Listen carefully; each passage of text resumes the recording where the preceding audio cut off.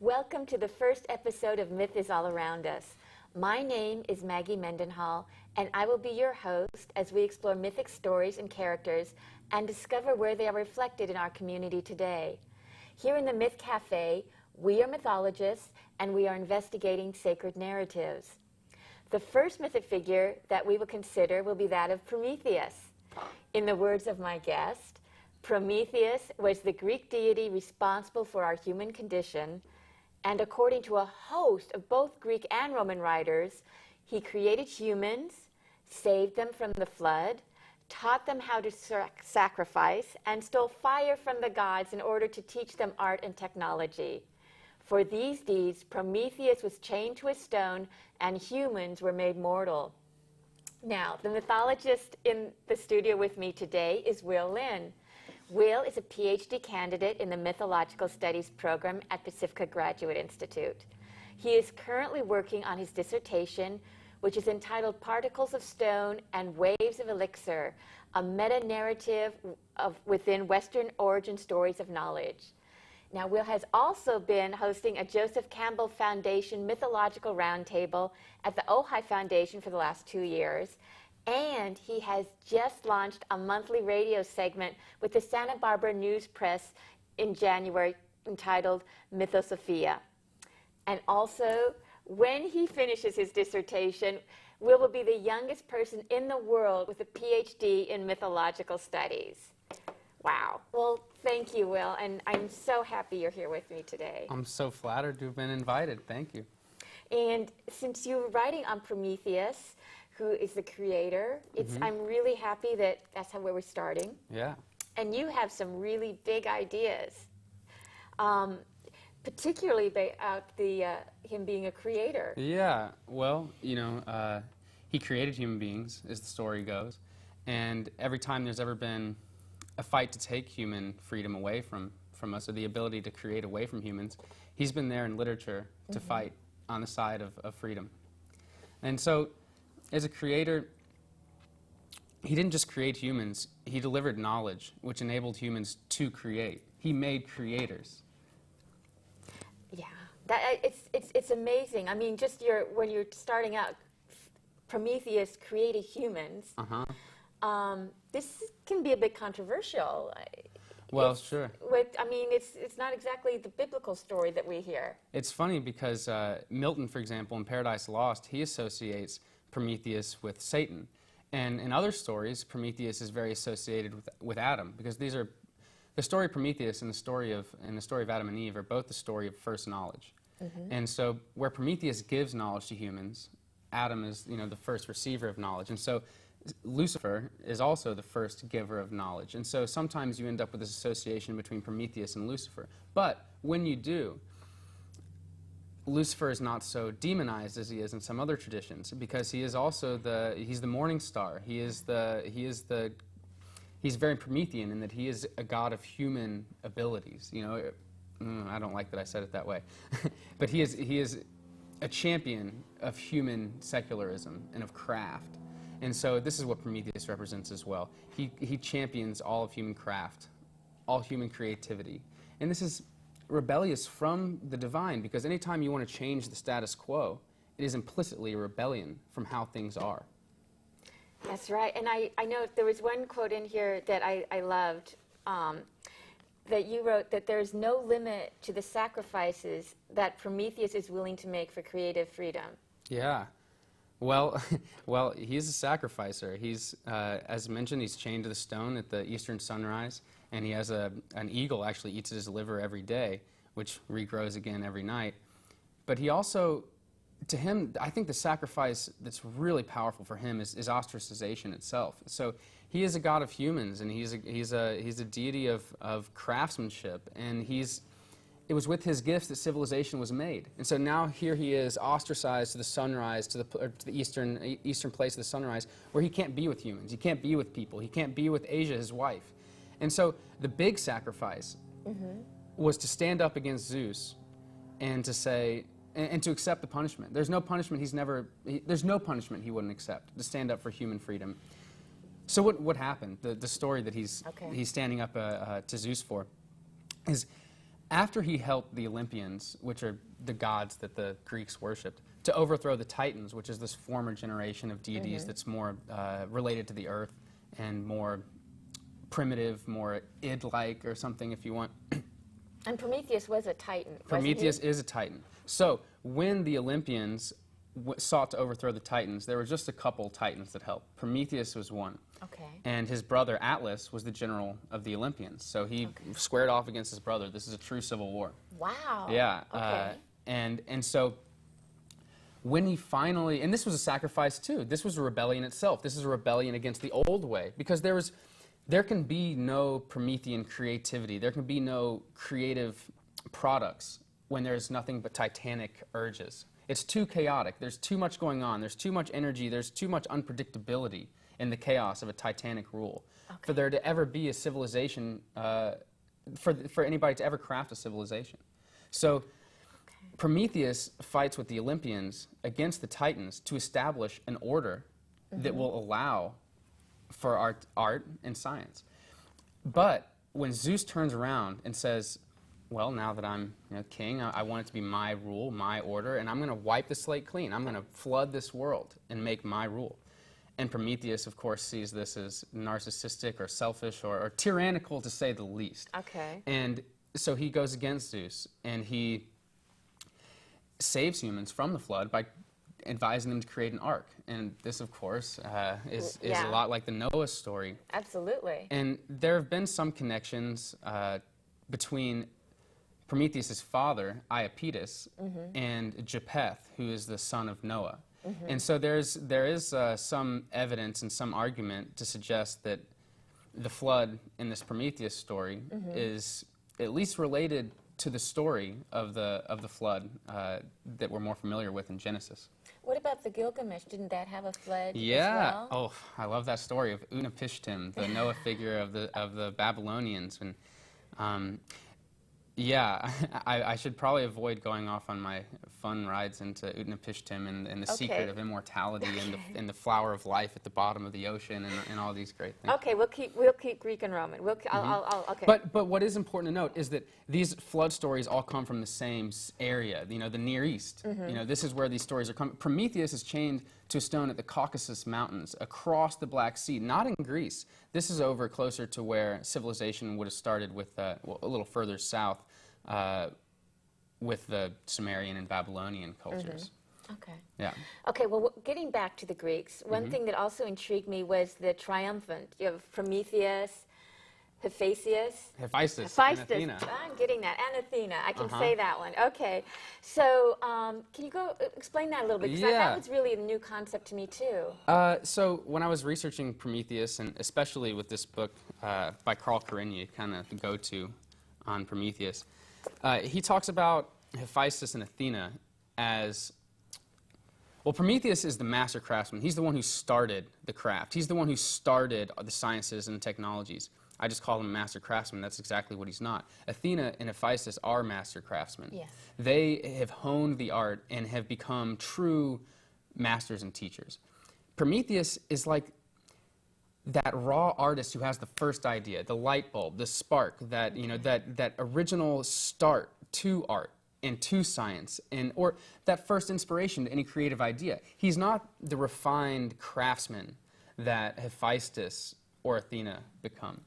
Now, the three of them together are very admired, and were very admired in ancient Athens. In fact, they were worshipped together. So there was core to the civic reality of ancient Athens were the torch races. And also, just for some of our viewers, because Hephaestus, okay. He's not one of the most well-known gods, especially by this name, but I think the Roman name of Vulcan. And we know that he is the husband of Aphrodite. Right. So he's also a bit long-suffering. Yeah. And he's the one at the forge, and so I think maybe that might help people picture the craftsmanship of him. Exactly. Yeah. He's the lame craftsman. He can't walk. His father Zeus threw him off the mountain, and actually there's an interesting relationship between Athena and Hephaestus in that, as some stories go, Athena, well, as all stories go, Athena is born from the head of Zeus. And so by some versions of the story, Hephaestus actually wields the axe, but in older versions it's Prometheus. But then some say that Hera was jealous or angry at this birth of Zeus's, and so she turned around and gave birth to Hephaestus all on her own, without a father.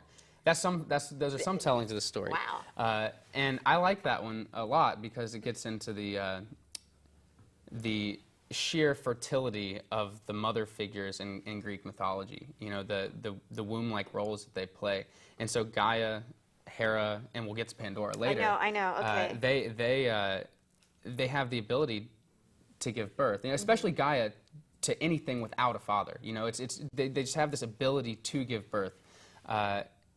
And Hephaestus captures that. So Hephaestus and Athena together are both these craftsmen. They're both the primary proteges of Prometheus from one angle of the story. Okay. But especially in Athens. And so they really get together in the form of the torch race. Okay, thank you. So they run from the academy, which would eventually be taken over by Plato, basically.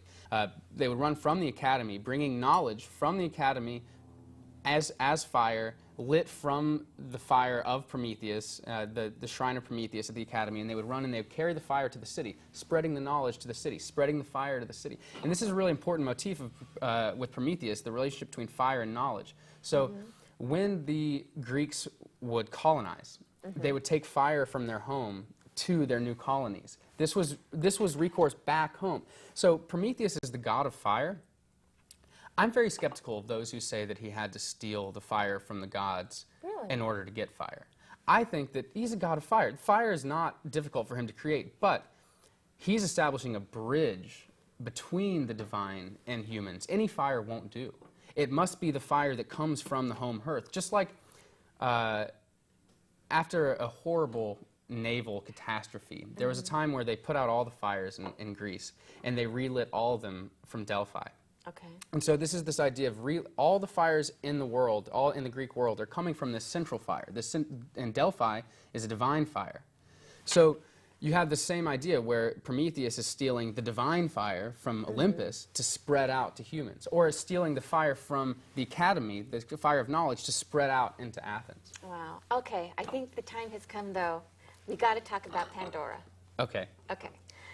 So, you'd mentioned before Hephaestus. I will learn how to say this. It was a master craftsman who created Pandora. And was it Zeus who caused him, who ordered that? So what happened is, if I can step back and tell the story that sets this story up first. Yes, of course. So what happens is, after the flood, humans and gods are getting along pretty well, they say. But then there's a feast. And at this feast, this tension between the humans and the gods comes up. And to resolve the tension, the conflict, Prometheus establishes the first burnt offering, the sacrifice. And this sacrifice is to simultaneously appease the gods and to establish a relationship between the gods and humans. Because the fire to the ancient Greeks was almost like a portal. You put, the sacrifice into the fire, it burned, went to the gods. This was like sending it right through a portal to the divine, right through the fire into the divine. Okay. And so at this sacrifice, he tried to trick Zeus into receiving a gift of nothing but the waste products of an animal. Okay. Tried to trick him into receiving this as a gift presented as all the best stuff. So what he does is he puts all the glistening fat on top of the bones. Looks delicious, but it's covering the bones.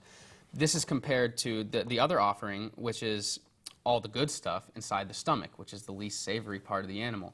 So Zeus is actually not fooled, according to Hesiod, and he chooses, but he still chooses the bones and fat. And this becomes the approach for all Greeks for the rest of their time to do burnt offerings just like this. This is where it started. So this is the eschatological interpretation of the story, is that this is to set up a ritual. But Zeus is actually furious at this deception, at the idea of putting something on the surface that looks good and something beneath that's not so good. So he responds with a trick. One, he straight up chains Prometheus to a stone. You're out of here. You're not going to be in play anymore. Okay, that's what we're familiar with. Right. But the other part is that he sends them Pandora. And because he's chained to a stone, Prometheus can't come help with the situation. And Pandora, like the sacrifice, is made to be totally beautiful on the surface, but very corrupt on the inside. And so it's funny, I had forgotten that about Hephaestus and Aphrodite being wed in this context, because Aphrodite is who comes when Hephaestus, told by Zeus to create Pandora, Aphrodite comes to this, and she gives Pandora pothos, which is longing. And so, but also Athena comes and puts clothes on her and adorns her, and this is very much turns Pandora into the prototypical Greek wife. And doesn't Hermes make her a little mischievous? And Hermes comes, and some say that he gives her all the negative qualities she has. Wow. All of them come from Hermes, lying especially, and deceitfulness especially. And in fact, it's Hermes who will deliver Pandora to the gods in the first place. Well, I tell you what, we just have a couple minutes left, but one thing I think we should also say is how Prometheus ends, he escapes. Yeah. Or is freed, I guess is a little more appropriate. Thank you for making time for this point, because most of us that are familiar with the story like to end with Prometheus being stuck. And his character is stuck. But the truth is, like the sun that goes from the sunrise to the sunset, he has an arc. He will be set free. So what happens is Hercules.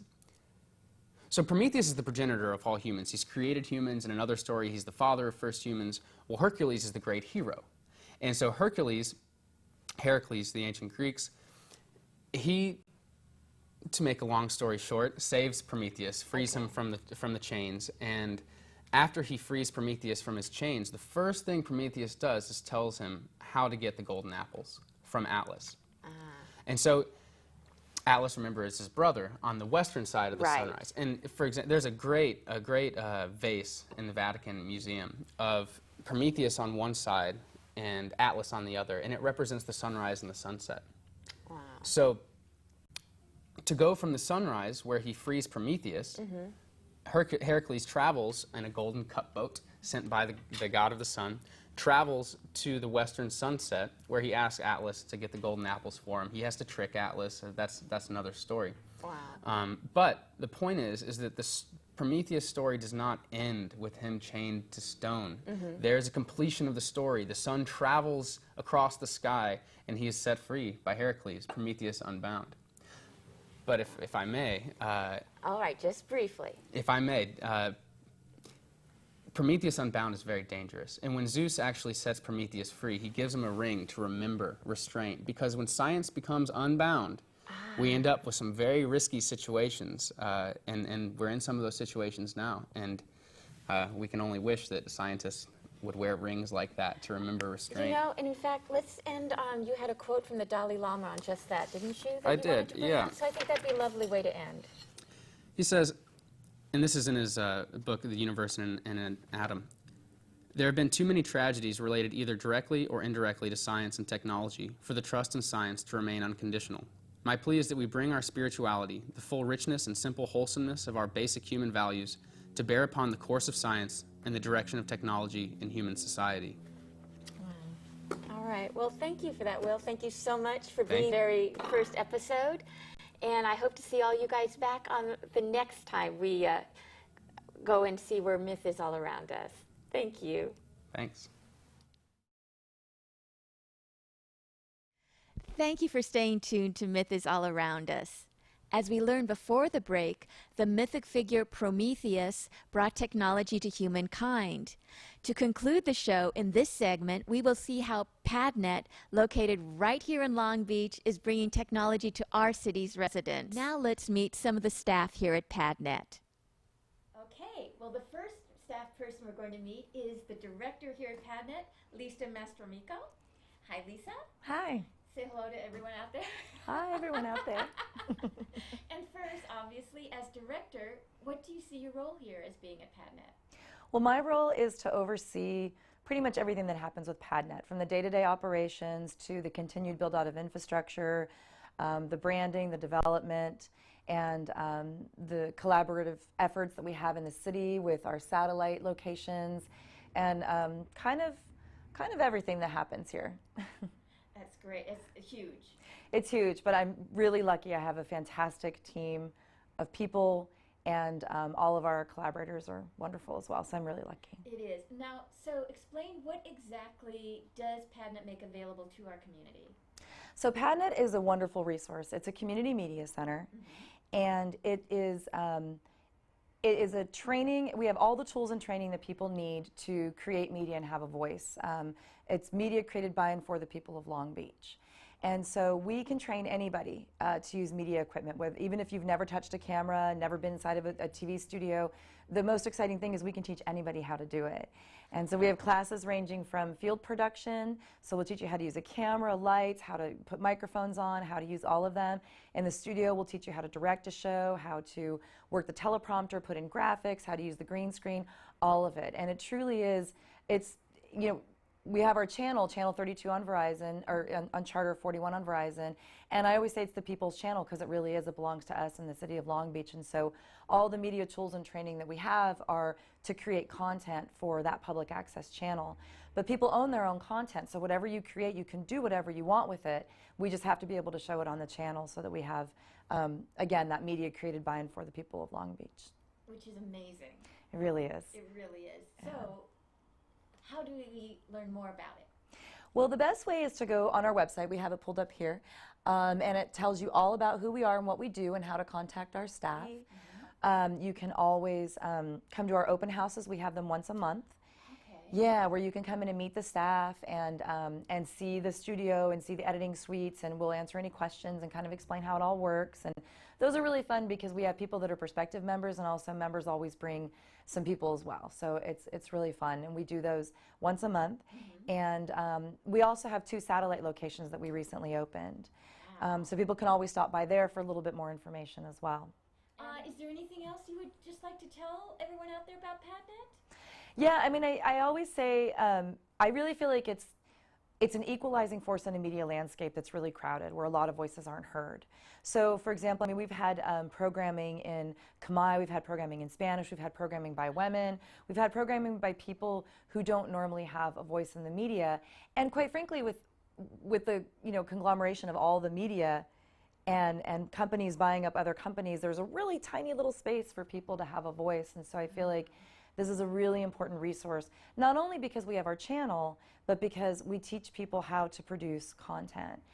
You can be content for the web, it could be content for YouTube, as long as we also show it on the channel, it belongs to you. So I think that's one thing. So, and it's a place where you don't have to commodify your ideas. You can come, and the resources, it's a member-based organization, so yes, there's a membership fee that ranges from $25 for youth to $50 for individuals for the year. And then the training classes do have a small cost to them, but once you're certified, the equipment is here for you to use. It belongs to the community. It's a give back from the cable company, essentially, for using a public right-of-way. So we administer it, we steward the resources, but they belong to all of us. And I just think that's a fantastic resource in today's media market. It's huge. So that's one thing. And also just our 2 satellite locations, I just wanted to let people know about those because we're very excited about those collaborations. And one of them is at the main library, and they just opened up this fabulous maker space called the Studio. And they have a lot of different things there. They have a 3D printer. They've got all kinds of cool software that you can play and create, templates for the 3D printer. And then they also have a Padlet, 2 Padlet editing suites and 2 field kits that our members can check out. So when you go to your member dashboard, you can there's a location drop-down list, and you can pick the library or We Labs. We just opened up that satellite last Saturday, and they have a editing suite, and they also have a DSLR kit. So they have a field kit with one of those really nice cameras that just gets that really pretty cinematic perspective. And so, and they both have different hours than we do, so it just gives people more access to the resources. And we're just thrilled to have both of them on board, and we plan to open up 2 more satellites by this time next year. So. Well, my name is Jesus Gonzalez. I'm the studio coordinator here at Padlet. Okay. That's my usual introduction for anything with my class, any class that I teach or anything like that. My job is essentially making sure our members feel comfortable with either the equipment or with our studio. A lot of the times, if a member takes a class, they'll learn the equipment during that time, but after about a month or two of them not coming in and practicing, they tend to forget everything. So that's a lot of what I tend to deal with when members come in and try to use our equipment. And it's just a matter of being patient with them and making sure that they're aware of what it is they're getting themselves into, which honestly isn't really much. A lot of people stray away from the studio here because it's daunting, it's big, it's lights and cameras and a bunch of other things, and it looks scary to people. But I tell them you need to come in as much as possible so you can get used to it. It's not terrifying at all. It's just a matter of figuring out what each little piece does, and just comes with practice. The equipment that we have so far, we have the cameras that we allow to be checked out are the JVC's 150s, small little camcorder looking camera, very simple for beginners to learn from. The 5D is essentially a bigger, stronger camera that's meant for the more intermediate filmmaker. And just, we are using the JVC today, so. It's a good camera, It is a good 1080i camera. picture, yeah. And kudos to our camera operator today, too. Thank you, Dan. And Lisa, what has your experience been here, working with the members? And It's been an experience. I'm more of a introvert. I like to think of myself as one. really? Yeah, throughout college I didn't really talk much. I just did my work and did my role. That's kind of the reason I got into filmmaking. I love the idea of being able to collaborate with other people without actually having to interact too much. Well, in certain aspects, you still need to have that kind of verbal relationship. So, working here, though, I've kind of been pushed out of my shell. I have to interact with a lot of members, and I have to be as courteous as possible, which isn't too hard. They've all been amazing. They've all been good people to get to know, and it's been an experience. It has, and we've all really appreciated getting to know you too, Jesus. Oh, thank you. So there you have it. This is the crew here at Padlet, and I heartily encourage you to check it out, at least come down to an open house. Definitely. Become a member, and literally the whole world of technology, at least digital television or film technology, is available to you right here. So please do come back, and please do come back to see the next episode of Myth is All Around Us as well. Thank you so much for tuning in.